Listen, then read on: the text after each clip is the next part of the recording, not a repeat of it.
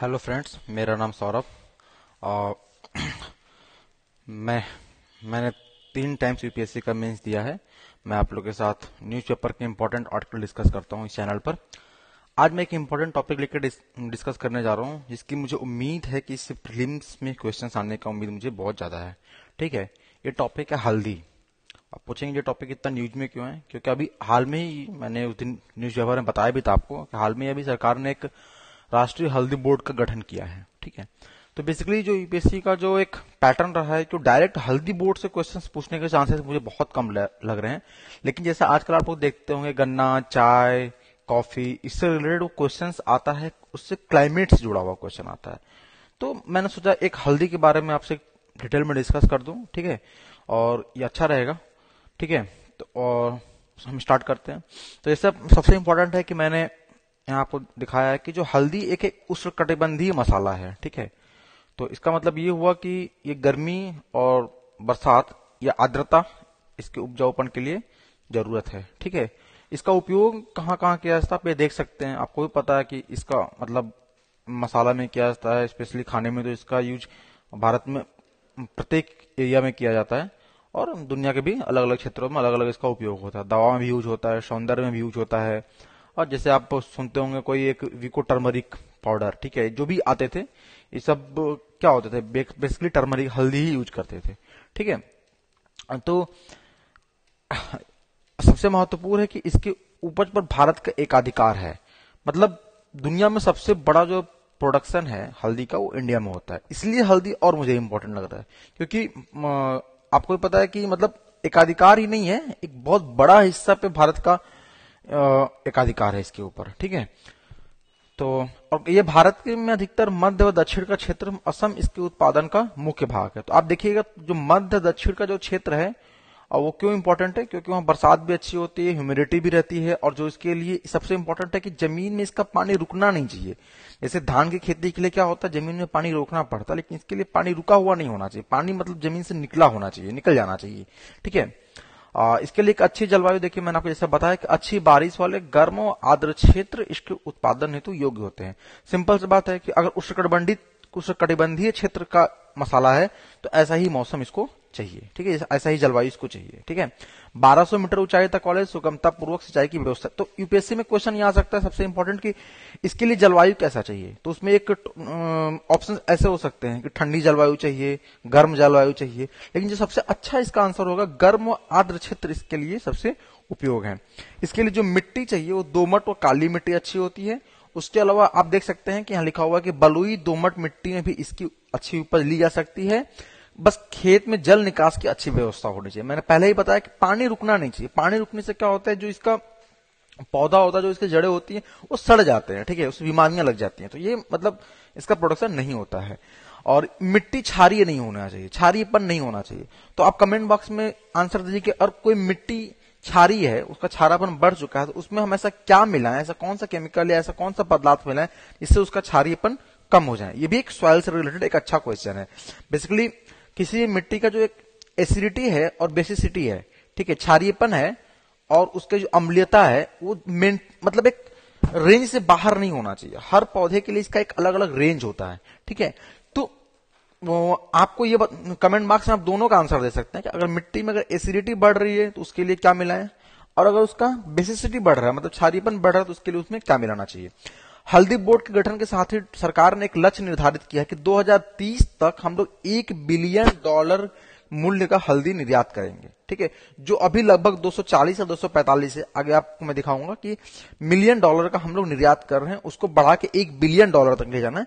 Target बड़ा है, लेकिन इसको हम लोग पूरा कर सकते हैं। ऐसा कोई बहुत इम्पॉसिबल टारगेट नहीं है, क्योंकि अभी 2023 चल रहा है। 7 ईयर्स में हम लोग 4 टाइम्स से भी कम, मतलब हाँ 4 टाइम्स तक हमें जाना है, तो 4 टाइम्स तक हम लोग जा सकते हैं। ठीक है, और बोर्ड का गठन होगा। ठीक है, बोर्ड में कौन सदस्य होगा? केंद्र सरकार द्वारा नियुक्त एक अध्यक्ष होगा। इसमें एक आयुष मंत्रालय, केंद्र सरकार के फार्मास्यूटिकल्स, कृषि और कल्याण, वाणिज्य और उद्योग विभाग, 3 राज्यों के वरिष्ठ राज्य के प्रतिनिधि, रोटेशन के आधार पर अनुसंधान में शामिल राष्ट्रीय राज्य संस्थानों, चुनिंदा हल्दी किसानों और निर्यातकों के प्रतिनिधि होंगे। बेसिकली क्या है कि इसमें सभी जो इसके हम बोल सकते हैं कि जो घटक दल हैं, सभी को शामिल किया जा रहा है, किसानों को, निर्यातकों को, सरकार के प्रतिनिधियों को, राज्य के प्रतिनिधियों को, इसमें सभी को बराबर स्थान दिया जा रहा है। और एक हम बोल सकते हैं कि एक अच्छा बोर्ड का गठन हुआ है जो जिसका मेन टारगेट ये होगा कि हल्दी के निर्यात को भी बढ़ावा देना है, हल्दी के प्रोडक्टिविटी को भी बढ़ावा देना है और प्रोडक्शन को भी बढ़ावा देना है। ठीक है, और इस पर रिसर्च भी करना है, हम कैसे इसके अच्छे सीड्स पैदा कर सकें और अच्छी क्वालिटी कैसे हम दे सकें किसानों को, हम इसके लिए जागरूक कैसे कर सकें, अगर जरूरत पड़े तो हम किसानों को कैसे सब्सिडी दे सकें इसको पैदा करने के लिए। तो अलग अलग क्षेत्र में यह बोर्ड काम करेगा। ठीक है, तो अभी देखिए हल्दी के विश्व व्यापार में भारत की हिस्सेदारी 62% है। ठीक है, 62% है। ठीक है, 2022-23 में $207 मिलियन मूल्य का किया गया। ठीक है, $207 मिलियन का किया गया और इसी को हमको बढ़ा के कितना ले जाना है, $1000 मिलियन, मतलब 1 बिलियन, मतलब कितना हुआ, $1000 मिलियन के आसपास हमको ले जाना है इसको। ठीक है, टारगेट हमको पूरा करना है। आपको पता है कि हल्दी स्वास्थ्य के लिए बहुत अच्छा है, उत्पादकों की बेहतर कीमत पर रहेगा फोकस। ठीक है, तो मैंने पहले इसको डिस्कस कर दिया। देखिए हल्दी में इतना डिटेल में डिस्कस करने का मतलब यही था कि मुझे ऐसा उम्मीद है कि प्रीलिम्स में क्वेश्चन आ सकता है। इसके अलावा फूड इंडस्ट्री में भी इसका यूज कर सकते हैं, फूड प्रोसेसिंग इंडस्ट्री में इसको मेंस में आंसर लिखते समय भी इसका यूज किया जा सकता है। मेंस में डायरेक्टली क्वेश्चंस नहीं आएगा, उम्मीद कम है, लेकिन फूड प्रोसेसिंग इंडस्ट्री में इसका यूज कर सकते हैं। तो इतना डिटेल में डिस्कशन शायद आपको जल्दी नहीं मिलेगा हल्दी के बारे में। ठीक है, और तो मुझे मेरा जो पढ़ने का मेरा तरीका रहा है मैं ऐसा ही रहा है, अगर कोई एक टॉपिक होता है तो उसके आप आसपास के सभी टॉपिक को कवर अगर कर लेते हैं तो आपकी तैयारी पूरी कंप्लीट हो जाती है। और नेक्स्ट एक टॉपिक आज आया, मैं इसको बताऊंगा आपको इस टॉपिक से क्या क्या सीखना है। जैसे एक न्यूज आया बिजनेस स्टैंडर्ड में आज के न्यूज़पेपर में कि महंगा होगा गन्ना से बना एथेनॉल। अब देखिए ये टॉपिक आपके लिए इंपॉर्टेंट नहीं है, लेकिन आपको इससे बहुत सारी चीजें आपको सीखनी चाहिए।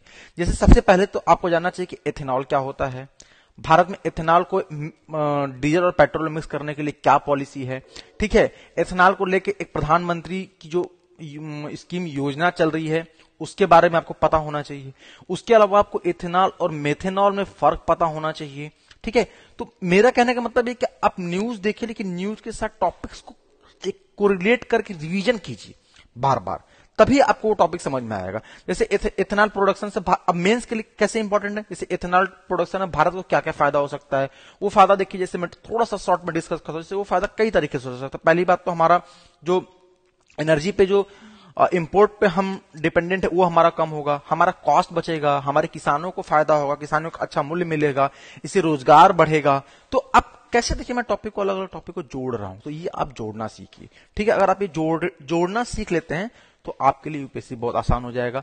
ठीक है, कल मैं फिर कोई इंपॉर्टेंट टॉपिक, और अब मेरा जो टारगेट रहेगा कि मैं न्यूज़पेपर के बहुत ज्यादा टॉपिक डिस्कस नहीं करूंगा, लेकिन एक या दो टॉपिक में थोड़ा डिटेल में डिस्कस करने की कोशिश करूंगा, और उसके अलावा मैं बताऊंगा कि उस टॉपिक से और टॉपिक्स को कैसे जोड़ा जा सकता है। जैसे मैंने एथेनॉल को बताया कि देखिए ये इसके अंदर जो न्यूज है वो इंपॉर्टेंट नहीं है, लेकिन यहाँ पे जो एथेनॉल है इंपॉर्टेंट है।